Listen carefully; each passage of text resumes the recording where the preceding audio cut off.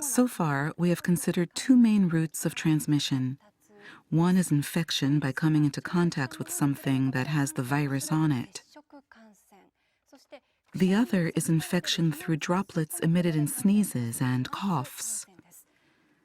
But some experts say there is possibly a third infection route.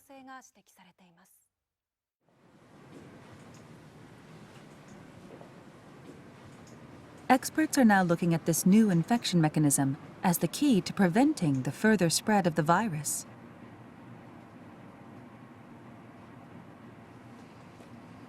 ただの会話の中で感染が広がっているとか、ある程度の距離があってもそれが広がっているような、そういった事例を見ると、通常の飛沫感染だけでは説明できない、非常に小さな粒子ということで、マイクロメーターの粒子、マイクロ飛沫感染とも呼べるような、そういった状況が起きたんじゃないかなというふうに考えられます。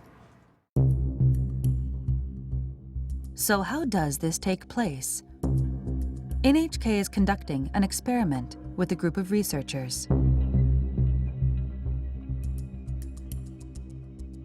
はい、レーザーください。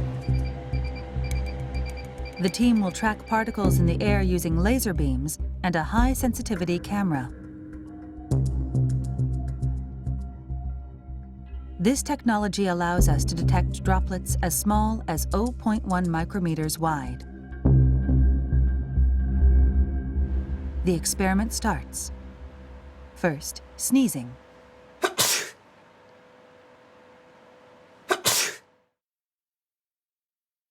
We can see a large droplet about 1 millimeter in diameter. It quickly falls. But let's look through the high-sensitivity camera.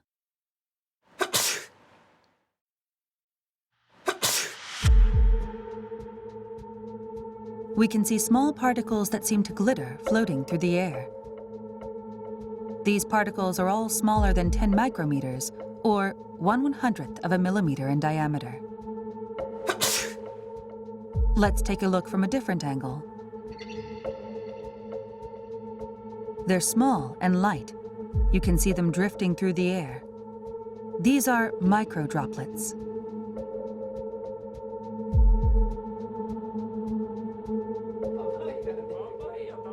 We're learning that sneezing isn't the only source of these droplets. バナナボートとか乗ったら楽しいですよ。いや、絶対楽しい、ね。めちゃくちゃ楽しい。僕、We ran the same experiment on a close-range conversation.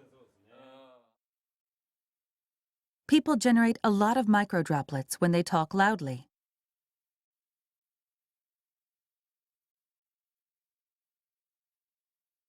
The droplets between these two stay where they are. They don't drift away.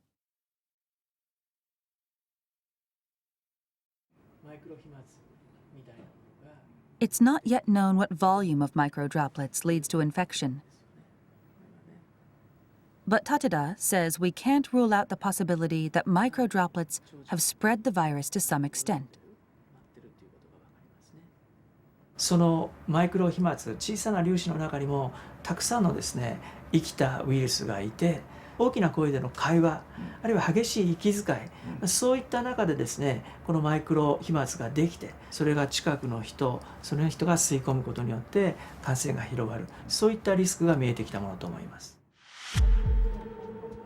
The risk of infection through microdroplets becomes even greater in a closed space with poor ventilation.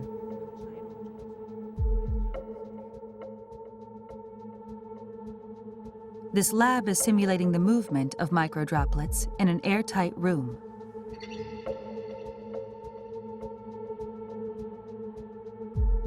About 10 people in an enclosed space the size of a classroom.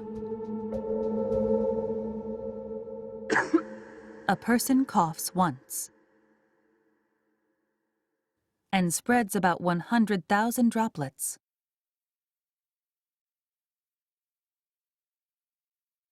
Large droplets are shown in blue and green. Most of these fall to the ground within 1 minute. But the microdroplets, shown in red, continue to drift.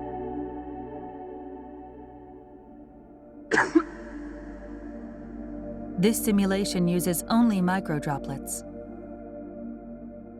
5 minutes later, 10 minutes later,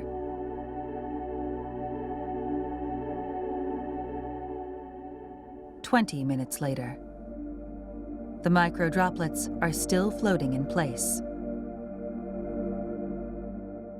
空気がよどんでいると、つまり空気の流れがないということで、マイクロ飛沫そのものは、落ちたり、違う場所に動くことができませんので、長時間その場所にとどまるっていうことになります。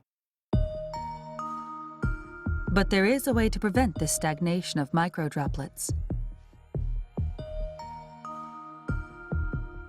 Opening windows and increasing air circulation is believed to be effective.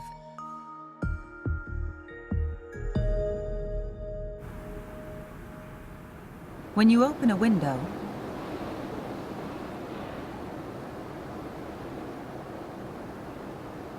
microdroplets are quickly swept away.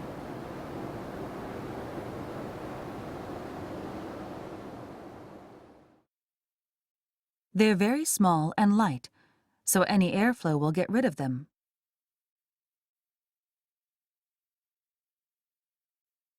できればですね、2箇所開けて風の流れを作ってあげるということが大事。それが1時間に1回でもいいから、そういうようなことをやることによって感染のリスクっていうのはかなり下げることができるようになるんじゃないかなというふうに思います。